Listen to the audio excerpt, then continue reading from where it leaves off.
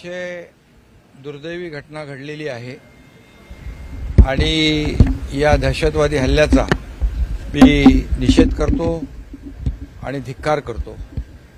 खरं म्हणजे पर्यटकांवर झालेला हा पहिलाच मोठा भ्याड हल्ला आहे आणि पोलिसांच्या वेशात येऊन त्यांनी नावं विचारून या ठिकाणी समोर गोळ्या घातल्यात।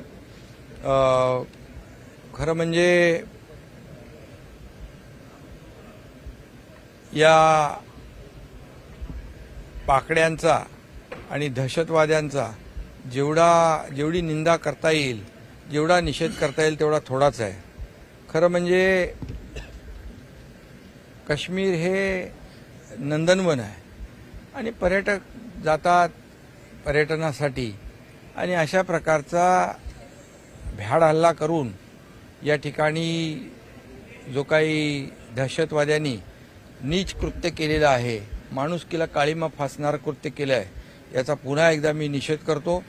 आणि आता मोदीजींनी देखील निषेध केला आणि मोदीजींनी स्वतः गृहमंत्री, या देशाचे कणखर गृहमंत्री अमित शहा यांना काश्मीरमध्ये पाठवलंय आणि ते काश्मीरमध्ये आता पोहोचतील आणि मला विश्वास आहे की ॲक्शनला रिॲक्शन होईल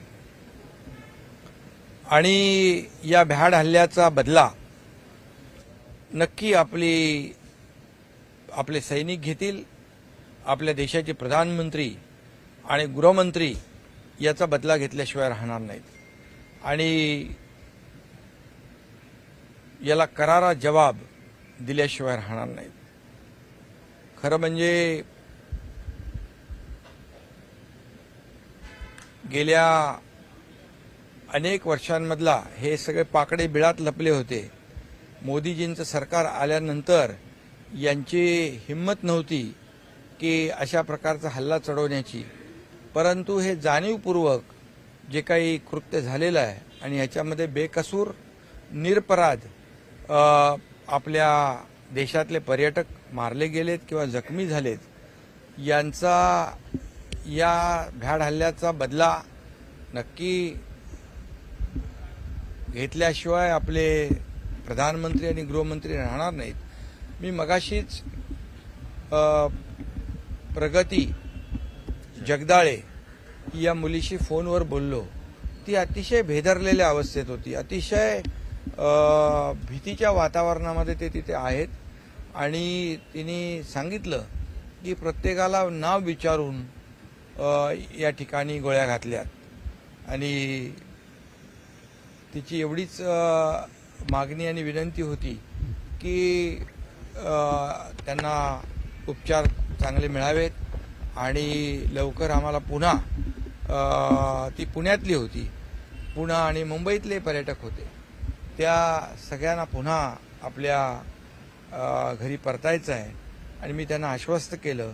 मी तिथले आपले लेफ्टनंट गव्हर्नर मनोज सिन्हा यांचे एडीसी लेफ्टनंट कर्नल प्रशांत यांच्याशी बोललो मी आणि त्यांनाही मी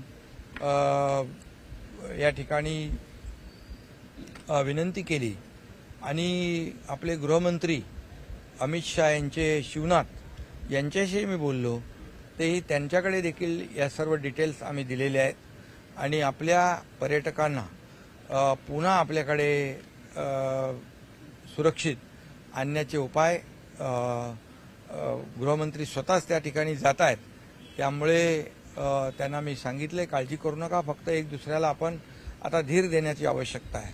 आपल्याला या परिस्थितीचा मुकाबला करायचा आहे, सामना करायचा आहे आणि म्हणून या ठिकाणी आपण सगळ्यांनी मिळून धीर सोडू नका।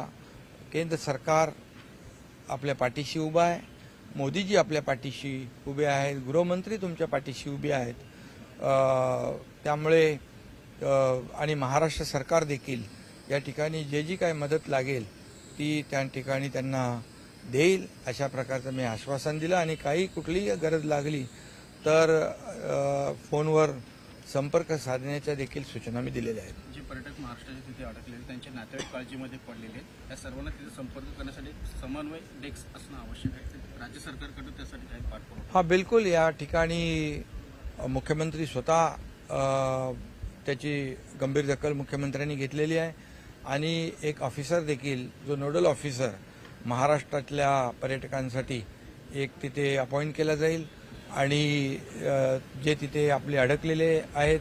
आता हा हल्ला तर महाराष्ट्रावर नाही, आपल्या देशावर हल्ला आहे आणि म्हणून या देशावरच्या हल्ल्याचा बदला नक्की घेतला जाईल आणि महाराष्ट्राचे जे पर्यटक आहेत, जे जखमी आहेत, त्यांना उपचार करणं किंबहुना त्यांना पुन्हा परत आणणं यासाठी तात्काळ जे काही उपाययोजना करायच्या त्या केल्या जातील सरकारच्या वतीने.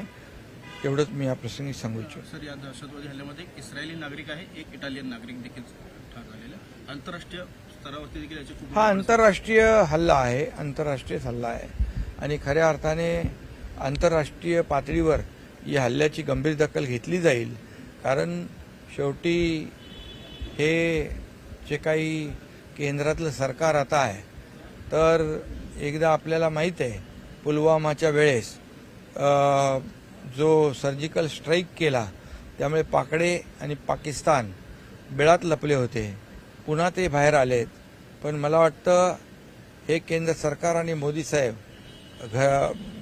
घुसके मारेंगे वाले सरकार आहे आणि त्यामुळे याचा बदला जो आहे हा बदला घेतला जाईल, ॲक्शनला रिॲक्शन होईल आणि खऱ्या अर्थाने हिंदुस्तान आणि आपला देश काय आहे हे त्यांना दाखवलं जाईल. हिंदीमध्ये